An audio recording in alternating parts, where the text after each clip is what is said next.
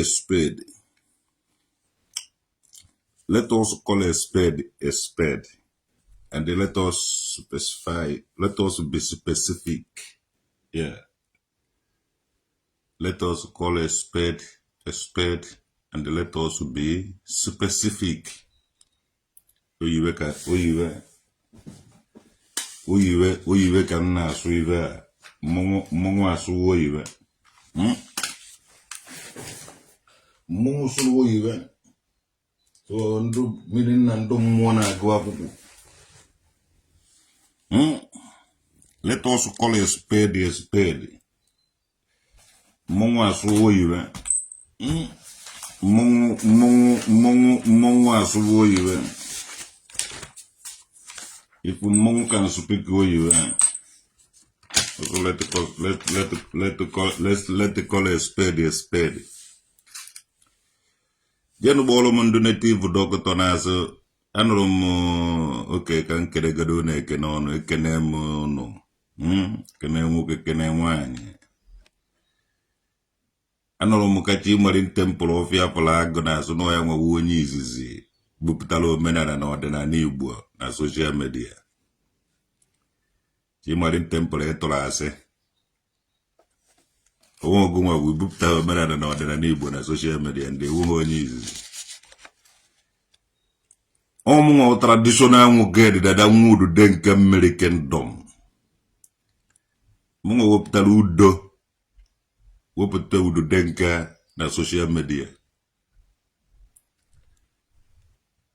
If you go to Chinmari temple na social media business ge debia wo mena na ordinary Igbo debia wo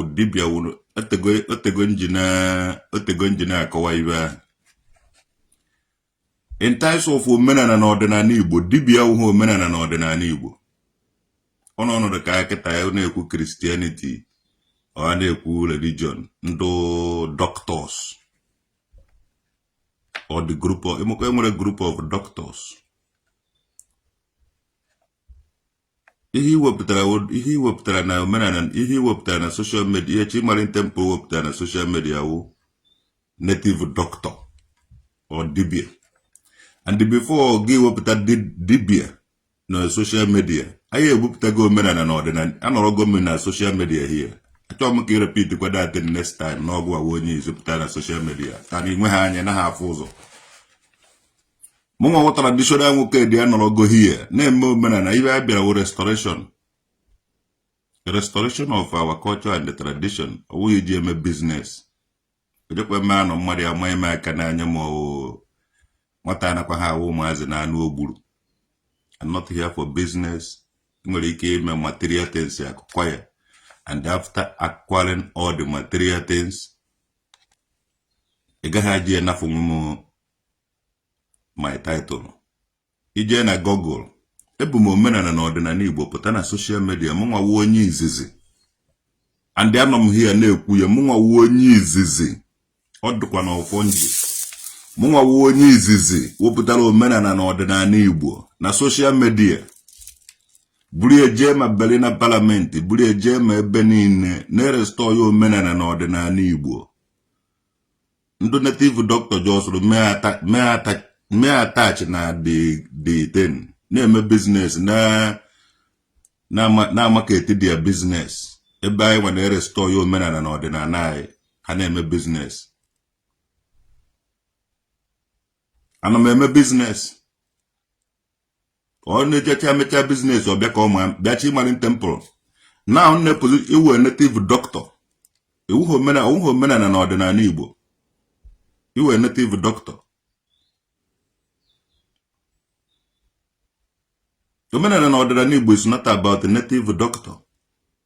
It's about nne na nwa na ụmụazị, nne na nna na ụmụazị. Na things ebe a mụrụ ha the environment and the mmụọ ha na-emere ife. So when you're talking about when one native doctor is easy. When one native doctor is easy, putara na social media. I was here and therefore muge. But they put an ogo with omenala na ọdịnala Igbo. O medeka material omenala na ọdịnala Igbo material things. I know why I base my not in material. Yes.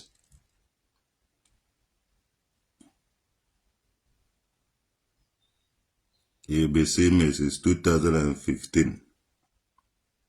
Yeah. Ejeki Justin. Ọ dị ka ọkụ daa ebube ọ dịzie ka ọnyụrụ anyị Chinmari temple ọ chọrọ iwere ihe ọ chọrọ iwere iri otuto ebe otuto na ebe na ọ na-alụghị ebe onye lụrụ ka ọ ga-eri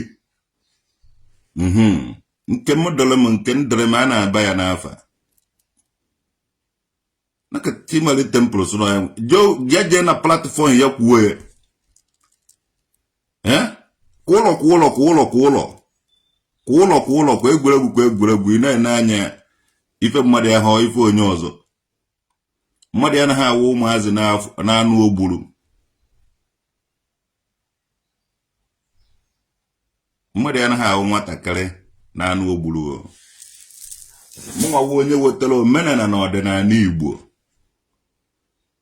mụnwawo onye wepụtara omenala na ọdịnala Igbo na ihu akwụkwọ kwụrụkwanụ na-edefendi ya to the last werekwanụ my own money na-eput di ya ejighị nya achụ ego maka ije ha eji achụ ego iwere achụ ego mara na ilego dete na-ele then the people bịaziri were na-achụ ego na market their business na market their occupation na market their things ji asịsị na ha nwewe onye izu wepụtara omenala na ọdịnala Igbo na social media. No, my brother, you bring your business and they marketed it. Even they make business, buying and selling. Yeah.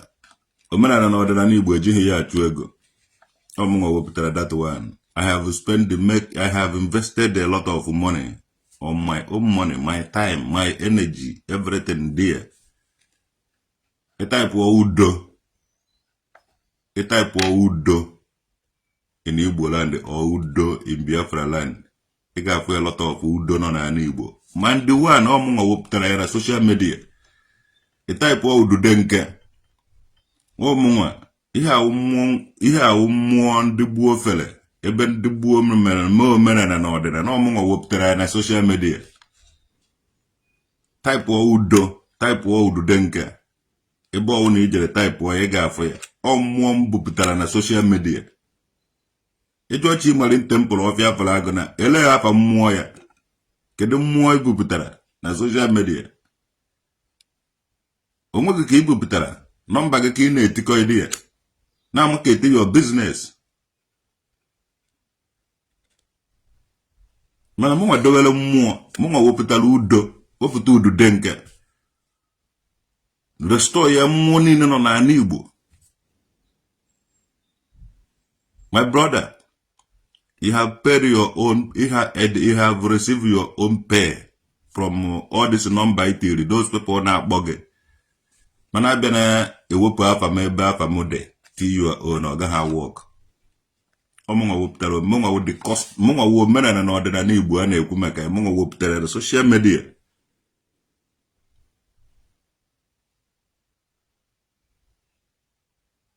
Ejighị m azọ ya with anybody. Abịa na ha eme ibe group.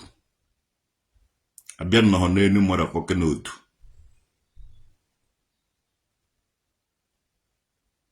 Ndị dibia ụhụ omenala na ọdịnala Igbo. Dibia wụ jos ndị na-azọ ndụ. Dibia wụ na-azọ ndụ. Dibia wụ ndụ ka ha na-azụ. Omenala na ọdịnala Igbo wụ omenala na ọdịnala Igbo.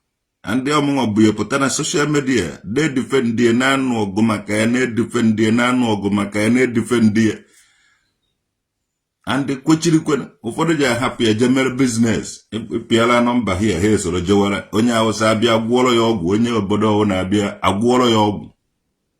Edefendigidego m ibe defendigide ihe onwebe isi abịa ka mana ha ọzọba ya mụna ụna agaghị azụ anything o. Mụna ụna agaghị azọ anything. Mụna ụna agaghị azọ anything. And onye ọwana ga-akwari onwe ya ugwu ma mmadụ eme ewuru onye oshi. Mụnwa wo onye izizi nọwara here.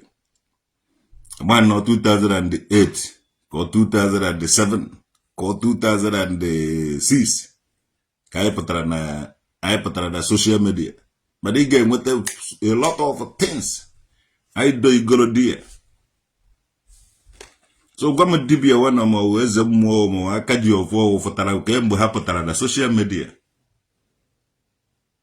na ha pụta ha agwụde m here onye nwe onye pụtara na afọ m here who come and do not see me here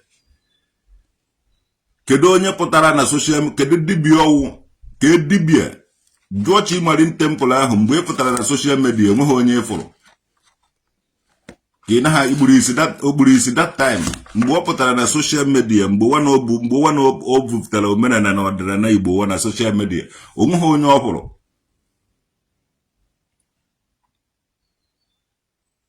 ịmana most of all this dibia ụna aghọtabeghị ide aten because the thing bịara mee ka ọ nara onye ọwụ na ụlala ha onye ọdọ ka dibia everywhere dibia na-ewi onweghị onye na-akpa imezi omenala onye ọwụ na-agbacha mmụọ niile nọ n'ala Igbo ọdụ ka ọ bịara against mmụọ ahụ ị na-ene anya pa efibecha something somewhere a na-ayọba jebenu n'udo udo ahụ nọ dị ya jebenu n'udude nke ọ ka nọ ya onye ka nna unu fere mana onye ọwụ na-agbara ọsọ gada efibe dibia which means o nwere otu ha bara and these people na-atụ nsọ asị I can't believe it because onye ọwụ na the group of ndị na-atụ asị na-ejebe dibia the group of ndị na-ekwu eziokwu na-eje na mmụọ alụwa batara na ala Igbo ndị dibia I will tell you all this nonsense na-eme na ala Igbo nwanne ọ ga-end very soon onye ọwụ na onye dibia ịmara ihe ị na-eme ịmara ihe ị na-eme dokumenti ego na nke ahụ ị na-eme unu ana na dibia dị iche na omenala na ọdịnala Igbo omenala na ọdịnala Igbo awụghị dibia and dibia awụghị omenala na ọdịnala Igbo native doctor awụghị omenala na ọdịnala Igbo omenala na ọdịnala Igbo awụghị native doctor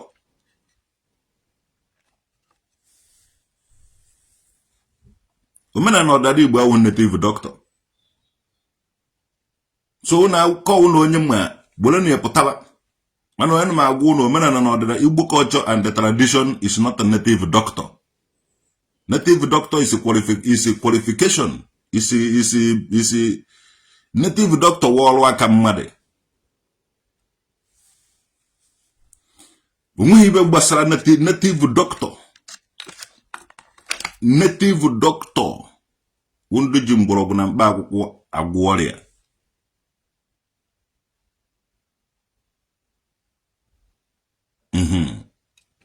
native doctor ndị na-agwọ ọrịa isuzikwe na ọnụ na-agwọ ọgwụ ịgwọ ọgwụ dị iche ndị na-eme anwansi awụghị ọgwụ mana enwere omenala na ọdịnala Igbo culture and the tradition so native doctor is native doctor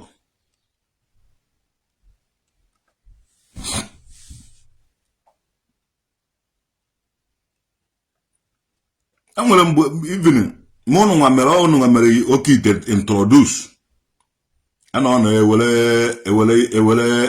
mama ibe eji ewere kechie so na ọfọ ka ọwụ ewere so n'oke ite ọ na-asụ anwụrụ na-enwu ọkụ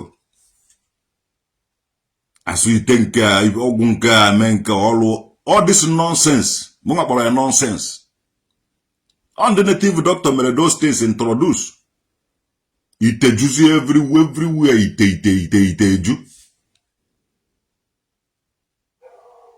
ihe ha awụghị omenala na ọdịnala na Igbo we are still na-ewechasị na-ewepụ ndị native doctor akọnkago abago na mmụọ chọọ ka alụwa na niile a na-alụ alụcha na niile a na-alụ evubata ataghị ya na omenala na ọdịnala Igbo my brother awụghị omenala na ọdịnala Igbo word those nonsense I call it nonsense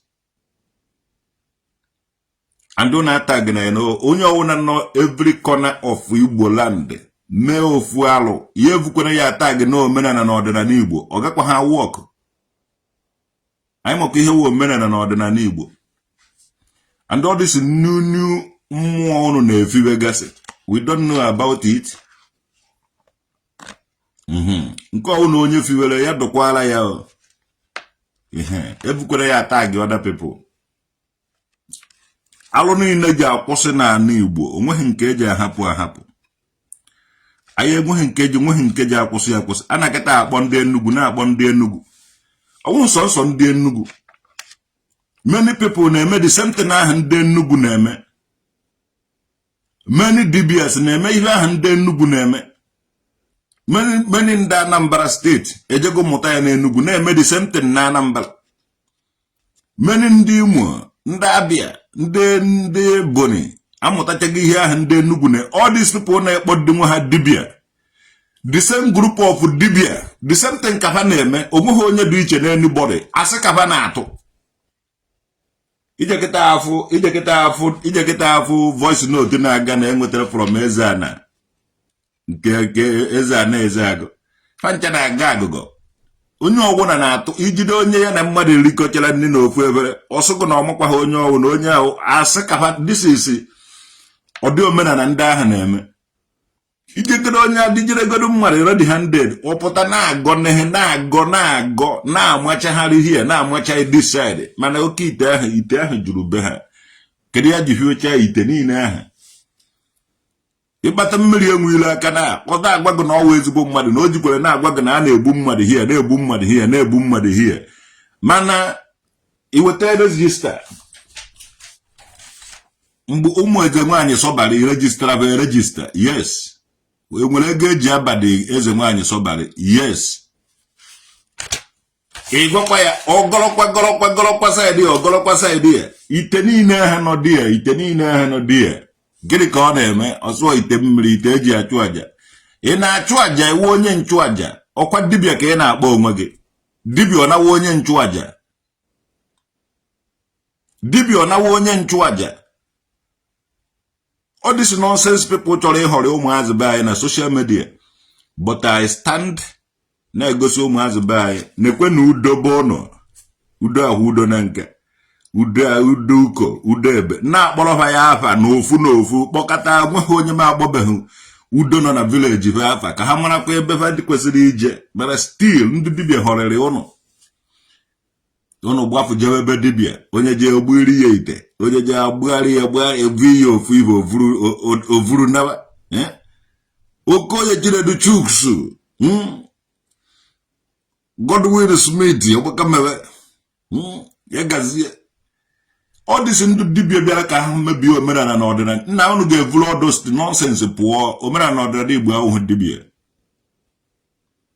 omenala na ọdịnala Igbo awụghị dibịa these people na-eheso asị na-agọta agụgọ mana onye abịakwa na-arịkwasa na my hard working Chinmari Temple tụrụ asị sụ na ya nwewe onye izizi pụtara na social media nwanne asị ka ị tụrụ ikuru have say it na mgbe ị pụtara na ịfụrụ nkarịnka mmadụ dịka m mana duto na m arụghị duplex ma ọ na m enweghị moto ma ọ na m enweghị any material things ma ọ ma adịghị ka mmadụ adị nke onye ala ewere nwayọọ hapụ m ka m nwụọ natural death iwerezie nwayọọ replace ya onwe gị di ya ị ga-stand kwa na erigoro di ya ọsịsọ ị ga-stand nwukwe na erigoro ebe ahụ isi na ọgụ ọwụ onye izizi kwuchimisi ị naghị ekwu eziokwu ịpụta ezoba na ịfụrụ na o nwere onye mgbe ị pụtara na enwere onye ịfụrụ adị onye ahụ nwere afa ndị ịmụ afa ya mana ọwụ na if you refuse to call the name of the person which means ị naghị ekwu eziokwu yes we meant to onye ndobere eziokwu dobe asị onye bi okuku asị kukuchi asị at the end of it asị anaghị last for long mana eziokwu na last forever and onwe onye chọrọ isi ụzọ eziokwu ahụ were ga ezi now mụnwa wepụtara jene udo before again nụba afa udo ma udo type ken udo anywhere ọdọwuru aba mfụta ebe ọwụ na typuru udo na mana Google ọdọwuru aba mfụta ị na-afụ date Ijo Chinmari temple ele mgbe ipụtara na social media ka anyị na-ekene mara na date ya udibe avu apụtagasị here or backdate your own date if you go na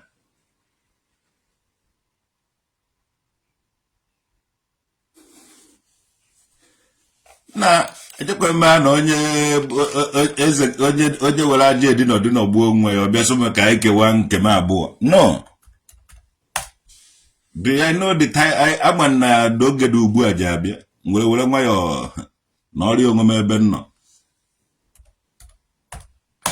now ife niile na-eme na onye ọra na-agbagharị ka mkpụrụ amụ jee type udo anywhere ị ga-afụgasị ka ịfụgasịa ihe udo na-eme jee type enweghị ebe ọwụ na ịtaipụrụ udo ị ga-afụ ya mmụọ m vụrụ foto na social media gezi Chinmari temple ka mmụọ evụrụ foto na social media ebe soro ọgụ ọwụ onye izi pụtara na social media because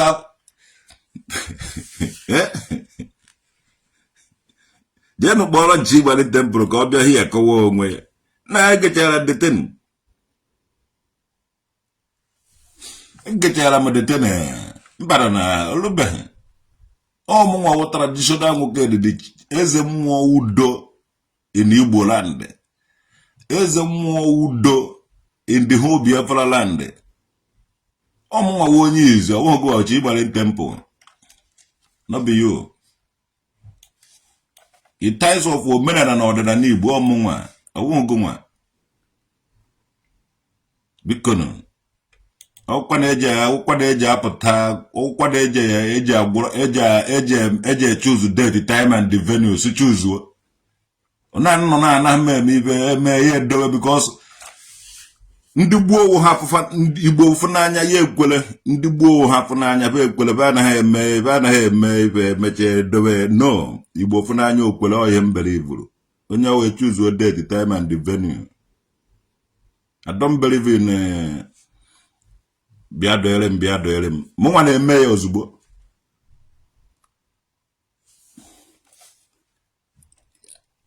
apụtara m ụzọ ogweghị onye so mpụta mmụọ so mpụta na-emekwa n'ihe niile na-eme na apụgo m na most of ihe niile bịara n'ụwa ihe alụ ka ọ because onye ọwana na-akọta akọghị na-akpa ya onye ọwana wụ ọkọta ọkọghị n'ọnụ goro material things alụba mansion mana mụnwa dekweghị nka those things kpara m because I chọrọ m edo show of something at last. Ozie ka o ji awụzi mbịazie ụnụ asụzie na unu riche everything ụnụ abịakwuo rikwuo my no. I spend the millions of money in times of iwepụ mụnwa as the first person bịara na social media mgbe aka ị ga-agbadata na awụ ọtọrọ mmụọ da na ihe niile ahụ ọ dịsị material things ahụ unu mere akụkwa ya. Yes, Eziafa Kego. I maintained it to the last.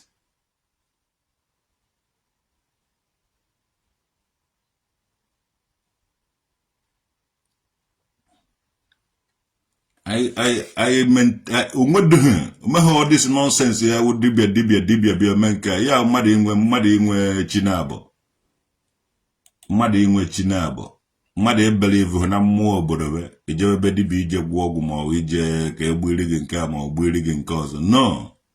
Na share this video ka o ruo everybody ntị na share this video ọ bụrụ na ede sure na ọmụnwa wụ onye izizi pụrụ na social media ọ bụrụ na ede sure na ọmụnwa wụ onye izizi pụtara na social media na-ekwu maka omenala na ọdịnala Igbo share ya this video ọkwa na edo sure don't share it yeah. Share the video ka o ruo ma Chinmari temple ka o ruo ma mmiri enwe ilobe ka o ruo ha ncha niile na-eso na agwa onye izi wepụtara omenala na ọdịnala Igbo na social media ka o ruo ha ntị ka mara na mụnwa so na-asị kaba na-atụ. Share the video na-eme aka na-agbasa the video kazim ụzọ share go the video Christian ala ukwu. But why did you leave to Germany? Because ebe a ka anọ share ya ọnụ ka keki ebe a ka anọ kerie unu ka cake be ebe a ka anọ mee Berlin Conference and the European ihe ebe a ka anọchi unu agaghị anọ ebe ahụ unu nọ were nweta ibe unu chọrọ. Somebody need to go there and read that message for them and the ọmụnwa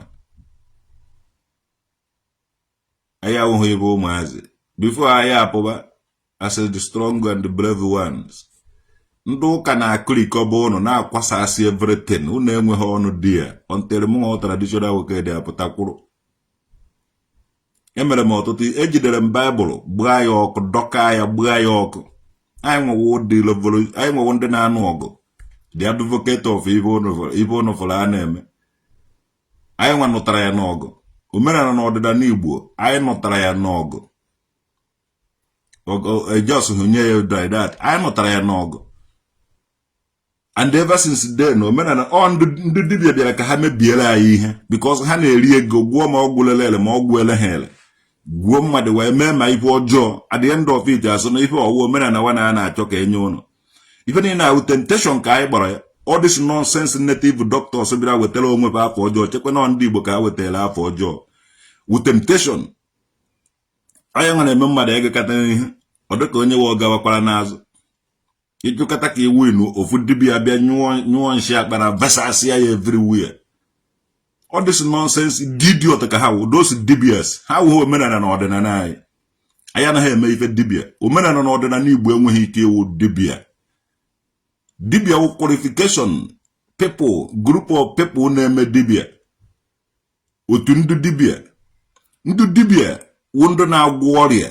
Ndị dibịa kwesịrị ị na-azọ ndụ mgbọrọgwụ na mkpa akwụkwọ ọ ihe ha kwesịrị ị na-alụ ka ezi otu o si wụrụ omenala na ọdịnala Igbo. Ọhụ onye ahụ rịabara na-ejebe dọkịta, onye isi na-awa ojebe ụlọ ọgwụ, onye ahụ na-arịa ojebe ụlọ ọgwụ, mana ahụ dị onye ọwụ na-ejebe ụka. Otu a ka ọ dị na omenala na ọdịnala Igbo. Ahụ dị onye ọwụ na-ejebe normal activities dị ya, mana onye ahụ adịghị ọ naghị schools jee ebe dibịa. Ifuru na ndị dibịa amazighị ebe na-agwụ onye bi ogbuo anụ gbuo mgbọrọgwụ gbuo anụ ọsụgo na mgbọrọgwụ na igbu anụ ka no ichi igbu anụ na mgbọrọgwụ iweta ụgụ iweta akwụkwọ nri iweta nụ tomato be onye nwawo mgbọrọgwụ eji egbu anụ isi ofe ọwụrụ stew ma ọ wụrụ ofe nri ifugo na mana ịbịa sogo nọ egbu anụ eti ihe mgbọrọgwụ nọ ebe nna ibe awa anụ ọfịa ndị dibịa wa anụ ọfịa kapa by soyin that agụgụ ọ ga-echọ ịta anụ ga-eta anụ ịchọkwa na isi nri irie ife mana apart from isi nri nwanne ife ije na-atọ were research mgbọrọgwụ eji agwọ ọrịa dị iche iche ihe ahụ ihe ị kwesịrị ịwụ. You are called or you say that you are called to be a doctor. Omehe onye ji gị mabara ọfịa otu dibịa wụ otu atụrụ ife awụ otu cultism ife awụ otu ka ọwụ otu dibịa ndị dibịa na-aba n'otu ọwụghị omenala ka ọwụ ihe awụ ihe ndị otu dibịa ndị awụ otu ka ha bara ndị ebe na ha asị ndị dibịa ifụrụ ụwa asị ka ha ji eri. I come home ebia me omenala for they asị these people na-atụ nwere nwa ya distance ya onwe m from them.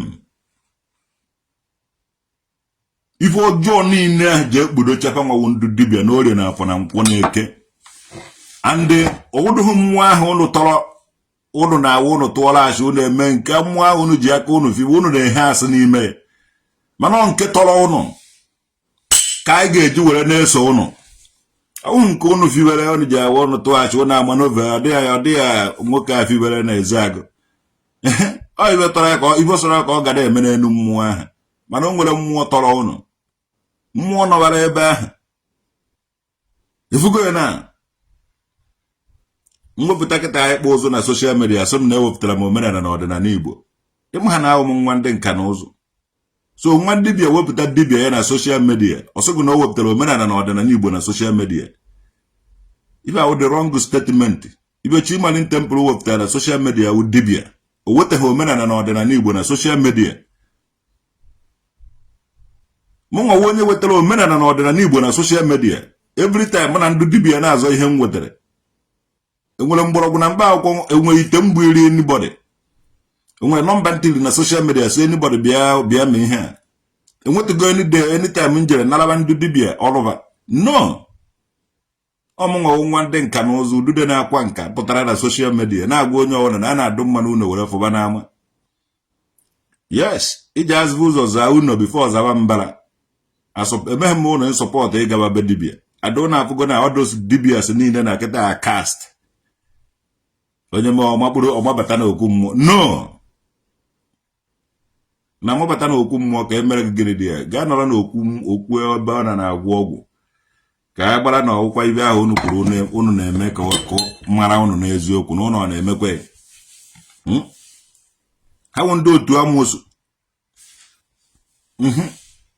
Ndị otu ọjọọ ibe ahụ.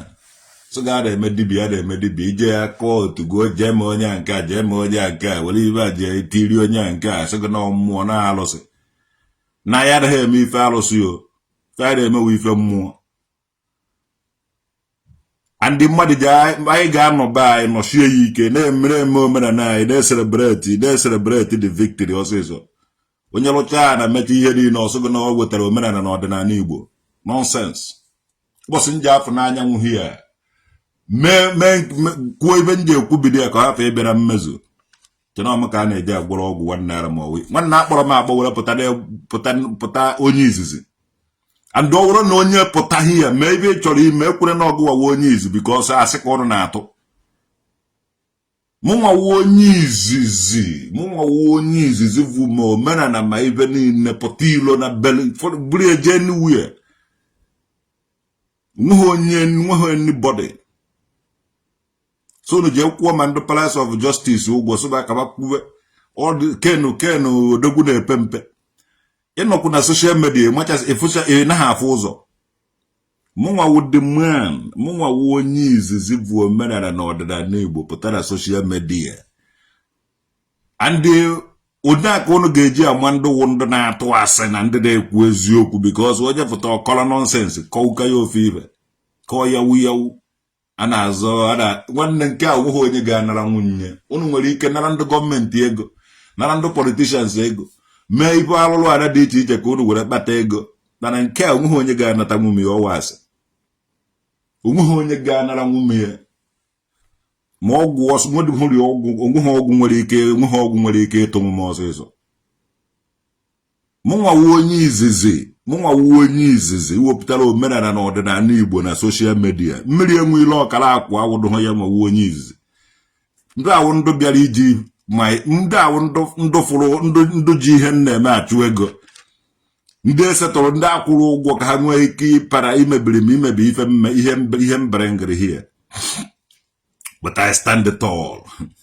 At the end of it, ibe niile ji abịara mmezu. A ga-ahụ ata na ọka. Ọkwa instruction enyere anyị. Okpuru edi ya.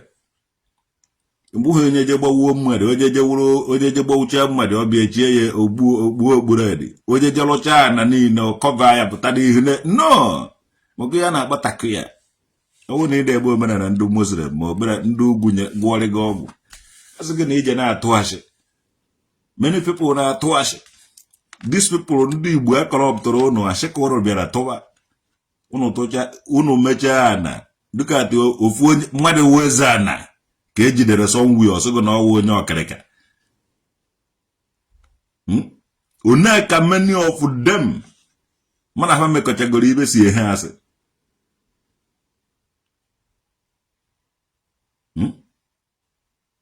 So ọ dịsị ndị dibia ịbụla nwekweghị. Mana onye respect ha onwebe nke ikpeazụ a na-adụwa anyị ọnụ. Onye respect ha onwe ya nke ikpeazụ a na-adụwa m onye ahụ ọnụ ma wee kee inye ya n'obi nke. Omenala na ọdịnala Igbo awụghị dibia. Dibia bụ business. Onye a chemist do a na-ele ọgwụ. Kewe chemist nọ n'isi ọhịa. Onye Yoruba beside ya ji eje golo ọgwụ dị ya. Onye Hausa nọ side ya ji eje golo ọgwụ dị ya. chemist nọ na Ekwulọbịa ma ndị Hausa ma ndị Yoruba ma ndị ọwụna na-eje egolo ọgwụ dị ya ndị ha na-elesi ha ọgwụ ifugo na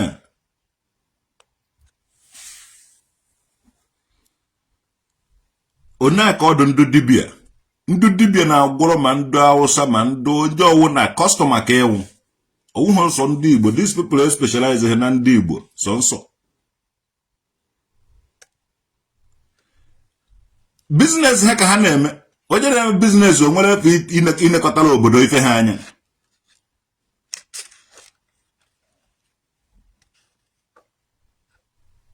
Onye na-eme onye Chinmari tempụl nọ na onye Hausa ala ha ji bata be na ka ọ gwọrọ ya ọgwụ o ji agwọrọ ya ọgwụ ọ gaghị asị ya mba.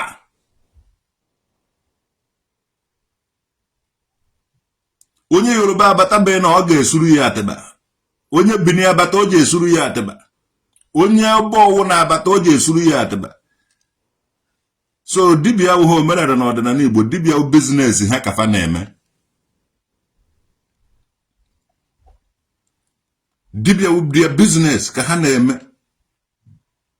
O mechazie business ọbịa ọsụmụ na o wetara omenala na ọdịnala Igbo n'ihu akwụkwọ na enwewe onye izizi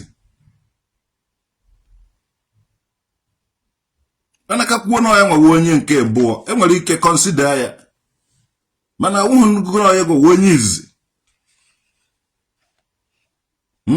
interwood links ikola na-ede tuo nga ahụ I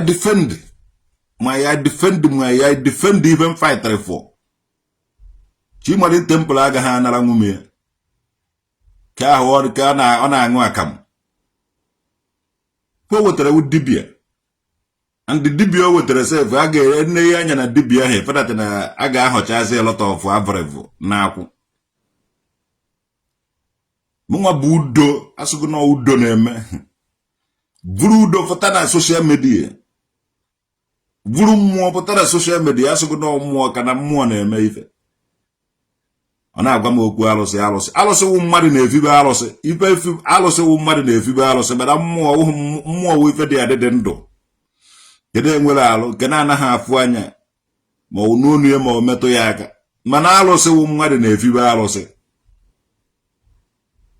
alụsị ya survive hụ mmụọ ka mmụọ na-eme ibe niile mmadụ ji aka were nwere expiring date. Ife ọwụ na mmadụ ji aka ya were fikọnọ o nwere expiring date. Ite awere ọgwụ na ya nwere expiring date. Ọgwụ awere n'ime ite nwere expiring date. And mụnwa traditional nwoke dị anaghị m eme ibe ite ma ọ ibe ọgwụ.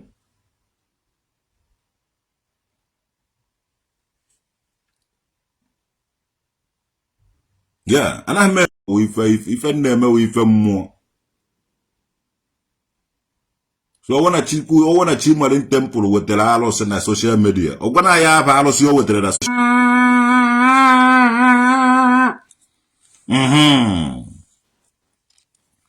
ọ wụrụ na emerie mmadụ network.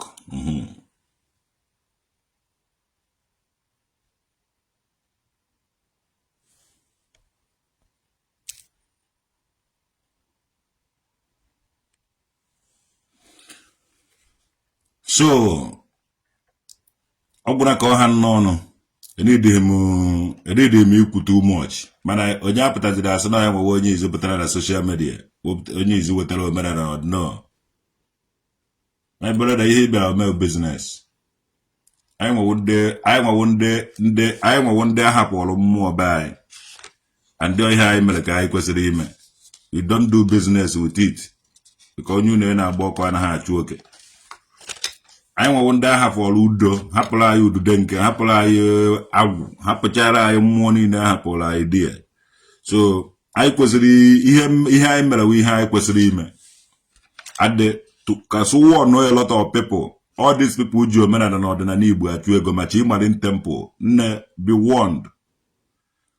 Ejighị m omenala na ọdịnala Igbo were achụ ego. Ireziga ego through omenala na ọdịnala Igbo. Find another things doing and stop doing all these nonsense things.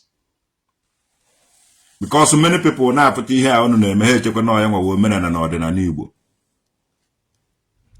Many people na-apụ ihe ahụ unu na-eme ha na-eche na ọya nwawo omenala na ọdịnala Igbo, mana ọwụghị omenala na ọdịnala Igbo wụ ihe ahụ unu na-eme. Be warned. Unu si ewetara anyị atag anyị ife ọjọọ. Ije na Nnewi ifu edo fu eze mmewu ifucha mmụọ na-esi dobecha mmụọ dị ya. Ịbịasa edebe anyị fụta otu anyị si dobecha mmụọ. Mana unu bi unu eje unu atọ ọnụgo omenala na ọdịnala Igbo ka ife ụmụazị onye gbaa na ebe a ofibe mmụọ ebe ahụ, onye na ọ na ofibe mmụọ ofu ebe, onye na ọ na ofibe mmụọ ofu ebe, amaghị na anarị efibe mmụọ efibe. Etekwa na mmụọ wo ancestors ndị mmadụ, the ways of people's ways of life. Etekwa nnọọ ihe wo omenala wo people's ways of life. Or the bend, amaghị na ndị mmadụ ji anọkata turn to business things. Ife la anadị ha eme ụnụ ịnọkata si na iwepụtara dibia nọkata do dibia awụghị omenala na ọdịnala Igbo. Enwere dinta awụghị omenala na ọdịnala Igbo. Enwere dibu ụnọ, nwee di nka, nwee di ụzụ, nwee di ọkpa, nwee di ji, nwee di egwu, nwee di ibe niile nwechara di. So dibia awụghị omenala na ọdịnala Igbo. Dibia wụ jos group of people nọ na Igbo kwesịrị na-azọ ndụ. The group of people nọ na Igbo kwesịrị ịma ị na-atụ research, ị na-agwọ ọrịa dị iche iche. Mana ịfụ na ọkọnye na halọ ndụ dibia be anyị onweghị ife ha m na-emenwuzi n'ọzọ ije enye m tiri ya ibe ọnwụọ asụ ọmụmụ gburu ebido gbube mmadụ. Nye m chance ma ọgwụ egbe ma ọgwụ mma ọ na ahụ mma anwa kpụọ mma onwedịghị ọgwụ mma ja stop amapụ m every dibia isi. All this nonsense unu na-emewo, the more you look the less you see. Ka m nwetakwa onye je ekwukwe na ọya nwawo onye izi wepụtara omenala na ọdịnala Igbo na social media ka m nwezi ihe m nwere ike ịgwa onye ahụ ka m gwazie nakọta na-azọ ibe na-achọ na Chinmari temple na iwepụtaghị omenala ọwụghị gwa onye izi wepụtara omenala na ọdịnala Igbo na social media ọmụnwa. And the udude nka udo ịnụwago maka udo na-anụ maka udude nka through me na social media.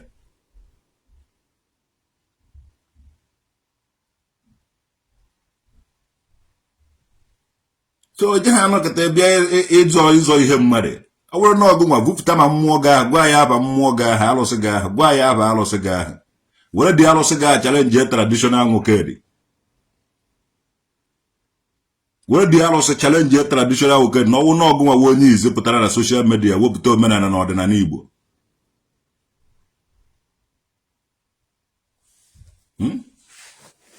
I nwere followers, people like ego gị because ụnụ kpatara ego na-alụkwu ma pọrọ ukwu ma politicians na-eme mkpụba business na-eme ka ọ na oti. Mana iburu omenala na ọdịnala Igbo ya ndị nna nna anyị dọrọ anyị aka na ntị afa ha efuna ike ha efuna and anyị ga-afọrịrị isi ya because onye a nọ na udo nọ na my village, udude nka nọ na my village, ifuru mmụọ niile ha nọ na my village. Ọ dịghị easy for me. Ọ dịghị easy because amụrụ na the village of the things fall apart. Ndị ụka abatago that place. So dịrọ ha easy ọgụ ka anyị ka na-anọ. Anyị enwebeghị chance ime business with mmụọ be anyị. And adịghị sure na eji mmụọ be anyị eme business. Mana ị nwere efe kuchimisi ya thinking nothing. Ị ga-anọ dị ya people esi from different angle na-abịa be gị. Ibe ịma wee pụtara social media gị mee advertisement. People eturupụrụ bịa. Ibe ị na-ekwu na social media wee ibe iji adọta customer.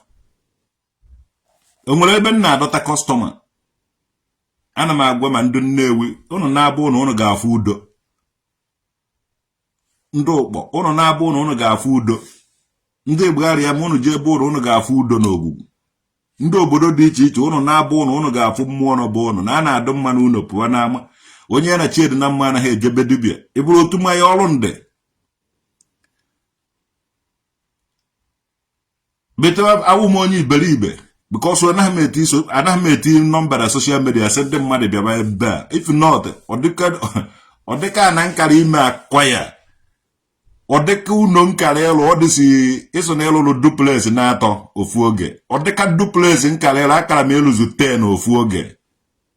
Mana ono na ikere the money. All because of ego ka most of unu nwa ji were pụta na social media. But ejighị because of ego pụta na social media. I pụtara na social media for mmụọ ahụ nọ na Igbo, for mmụọ ahụ na-akpa afa ya, maka afa ha agaghị efu, ike ba agaghị efu. Ife anyị na-anụzi ụwa ma ha na ọgụ ụwa alụsị nke gụwa because ihe anyị na-anụkarịzi uche Chinmari temple ọfịa afọrọ agụ karịsịa afa mmụọ ọwụ kpọrọ goku dibia anyị amaghị afa dati mmụọ anụtụbe ha afa mmụọ ahụ sọzi ihe a na-anụ ọfịa karịsịa mana anyị amaghị na afa mmụọ ahụ wụ ọfịa anyị amaghị. Mana ana m ekpone ha afa mmụọ na-agba afa mmụọ anyị na-emere ife ije kịta na mmụọ niile ahụ ịfụdata na na-edozigo dị odoso mmụọ ịbịa na agụa toru mba na anọ ọcha udo niile na-ebe ahụ efix chago ya ịbụrụ na onwe onye na m eti nọmba sogo bịara na ọmụ na-eme no I don't do anything na udo na-eme mmụọ na-eme ana na-eme. Anyị nwere omenala anyị ahụhụ omenala dibia so ndị dibia respect ya na onwe unu emebigo a lot of things na ana Igbo. Anyị nwa na we are speaking kpọpụ ista na ihe ahụ mara unu ka anyị chuzuo nke anyị ji eme omenala gwa unu na this one na-awụghị anyị nwa na-eme mmụọ na-eme ife so ọ bụrụ na mmụọ na-eme ka ezi ka mmadụ si mee onwe dịka mmụọ nazi asị ndị mmadụ bịara na ya nwawo onye ahụ.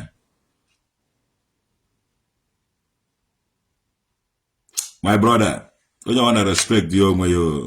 Mmụọ na-eme, mmụọ dum, mmụọ dozie, mmụọ ji ekwu, mmụọ bụ ike.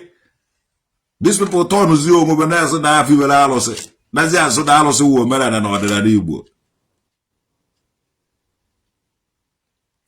Mụnwa onye izizi, onye so na ya nwawo Chinmari temple so na ọgwụ onye izi wepụtara omenala na ọdịnala Igbo na social media. Mee live video gbapụ shoe were ọfọ gị ṅụọ iyi. Mụnwa wo Emeka be nwoke dị traditional nwoke dị wo onye izizi wepụtara omenala na ọdịnala Igbo na social media. And aka na-edefend elukwu echi.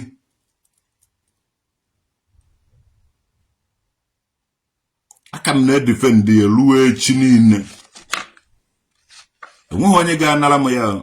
Onweghị onye ga-anara m ya. The history is already made. The victory is already made. Nobody.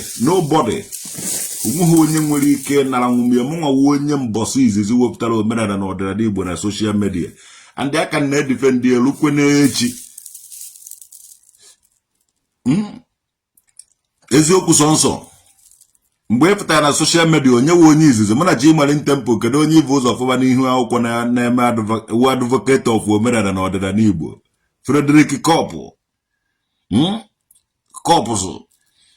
kedu onye wụ advocate of omenala na ọdịnala Igbo Chinmari temple so na ya okwu wekwara ọnụ o ji ayọkwa m biko udude nke eme ejebe ọgụ nakwa ha agba ma nakwa ha mmadụ ya nakwa ha oje marakwa ebe ọ sara ahụ oje chiri akwa ya di ya. Maybe he meant to be the first debia that comes out of social media. No, also no ya nwa the first iweta omenala na ọdịnala Igbo. Okwu na first debia nke ha dụrụ onwe ya iche. Because debia o business we ka ha na-eme. Mana ịbịazi na omenala na ọdịnala Igbo mba na o nweziri ka o nwere ka ọdụ. Nke a wee meji ịbụrụ mụnwa ịbụrụ aka. Emeji to God to duwa mmadụ ọnụ. Eme ahụrụ nke ahụ ọgụ ma ọgwụ niile ka don't give a shit. Nwanne emeji ọkpọ kụsasịa ife niile ahụ ọsịsọ. Mụnwa bụ number 1 and kawụrụ kwanaghị number 1. Ọwụrụ na o nwere onye ji eteki over ya bịa. Ana m ayọ ndụ mmadụ bigo bịa na ka nha ndị ya unu over ka mara na unu omenwuru ya.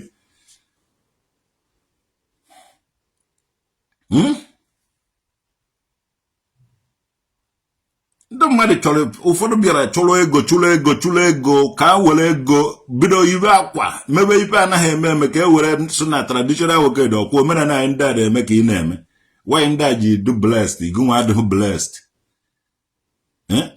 but I'm sure of something at last. Ezi afa ka ego kama ije eriju afọ dachi ụzọ ka mma na ivụrụ ọrụ ma ha naruo obe gị. And I stand firm. I stand here to prove it. Adahme eje na badahme asị ndị mmadụ je ekwubere m ma ọ je emeele m. Ọ mụ nwa onye izizi. Onye ụbọchị izizi. Bụ nwa onye wepụtara omenala na ọdịnala Igbo na social media. Yes.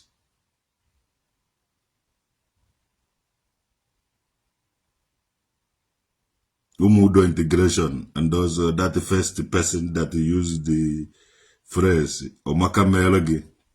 Now potassium to debia potassium because I don't know. I know Mando bloggers.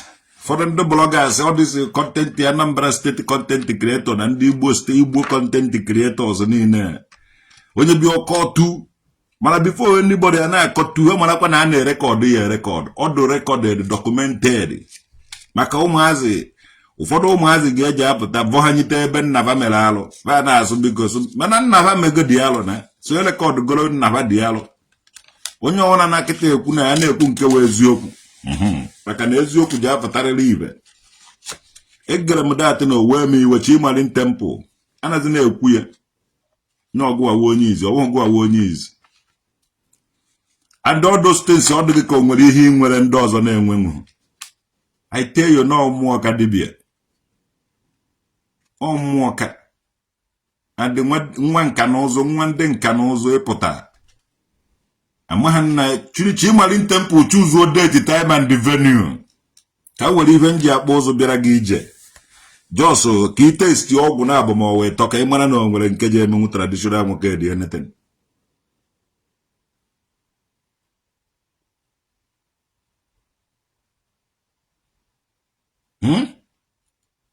But we two man so open. Can't talk na more open. Can you zoom my time? Dead time and the human.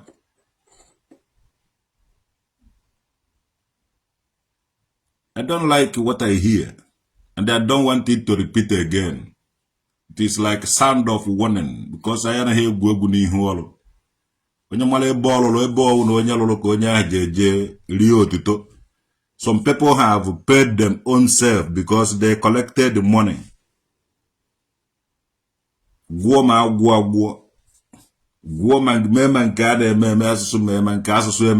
of wego, it doesn't concern me. What concerns me is I came first and I stay here. And nobody will take it away from me. Or the company also when you want to buy them on a measure. When you want to work at you for Kuojo against the traditional Mukedi, another gun go for Gaho, for Hana Rosiolo. When you want to always bomb money, Ukuno Munga Woni is a social media. Ukuno Yama, one Nimanya Hemego Moyonyashi before people. Or for Jama, Ojochide, Emo Jochide, Gribati opera, or Makamelagi. For the drink, corposo, or Makamele, Kita Ivanacho, Wobin Kechuku, Ejake Justin. And it deserve my apology, deserve quality award. Because all this in Igbo, onye bi oza ofu kava. Oza chazi diava. O mebezi ibe anaghị eme ma nwere ike eme ka ezana ka e were protect the legacy. These people kwesịrị inye m award. Mana be ekweghị enye ba je enye Chinmari temple. Ya je enye Chinmari temple, ma Chinmari temple hori ava na lava. Oduka papa Chinmari temple oko keke mo ke di mo menana. Na ne kono banya. Chinmari temple papa go oko keke mo ke di mo ko nye wo keke mo ke di. Kicha deji amwe yi akuna egbu. Kitchen and women enough land, the Boja, want to Tetoko, you Tetoko, the other place, you know. I want to mellow men and alcohol and I will tell men and alcohol milli. It will to a goodness because I value those ancient that remains more than ego. Man, no value ego more than those things, even in no number what about the ego. Man, the government in your own, or the next government in your as of now, I was going in a picture in the government because the Chukumas all do one name work a go. Yeah, Chukumas all do my brother. I was the government to help, but I jet pack, I'm gonna go back will have 4 hacker in temper one of Dr. Sadia. Man, I put to be a couple of governors in the picture. Oh, go to a picture more go. But all one name work we've so, my brother. When the government didn't do a mandana government, mandana maybe some man Ufwebe Kanku. I go nowhere. Ufwebe Kanno. And DJ Chen Ujacha, and Epa Ufwebe back Ijafum. I wouldn't know what a blessing in jail. I will gain the blessing, no matter now. Na baskura mi we nko e mara na umeho onye mara ya na azo umeho e mara ya na azo my chieftaincy azo I drag my chieftaincy with nobody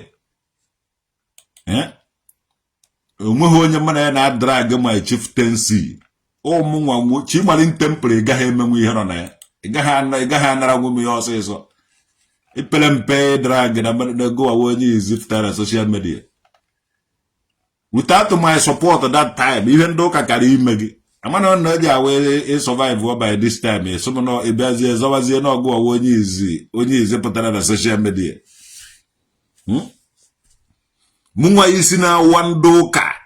Jidere na fondoka ko nugu ka fuha ko nugu this side. Kija pata no go when is a pattern of social media. Ebeka aborogi ebeke eboko munga wonye na ata di afufu. Munga ka akpụ n'ọnụ munga ka anazi akpa alụsị na onwe ya onwe ha onye isi ọbịa nwere ike ikwe m enyi ma okwere m because ịbụ ta fancy maybe ife side na nka onye ọwụna gị na-emegide ya sị ka ọkwa traditional nwoke dị nwanne define end go aja asị gị gbahuo ifugo ya na mana ọ dịghị owuteghị m nothing owuteghị so so ife nchọrọ wu mụnwa wepụtara omenala na ọdịnala Igbo na social media and omenala na ọdịnala Igbo ga stand rere omenala na ọdịnala Igbo ga adarere so so enwe ụmụ stand I wetara m omenala na ọdịnala Igbo n'ihu akwụkwọ and omenala na ọdịnala Igbo ga adolele me were every damn thing were na ife niile mana hapụrụ na ya omenala na ọdịnala anyị sọsọ ya wụ ihe anyị nwere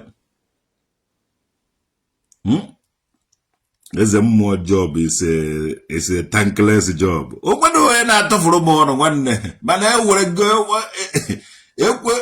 gobo ntutu taa so hapụrụ anyị omenala anyị na ọdịnala anyị ogo na gọọmenti agaghị enye anyị shishi anyị na-ewere ụkwa na akwụ ka anyị na-asụ anyị ewere dị ego anyị na-azụta dị ya were na-eme dị omenala na ọdịnala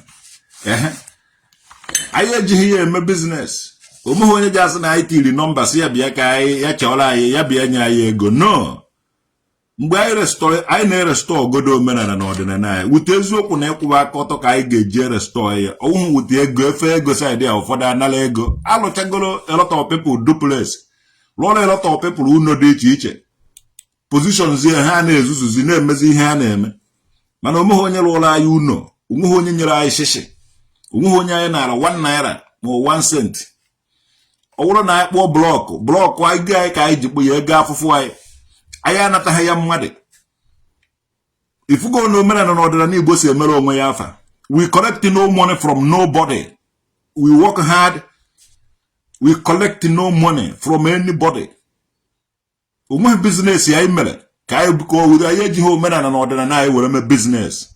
Omenala anyị adịghị omenala anyị edizabụ nke were mee biznes. Yes, on the kede restore omenala na ọdịnala Igbo. Ọwụhụ ndị agụrụ na-agụzi ji omenala na ọdịnala Igbo dọbịkọta ego. Ndị na-ese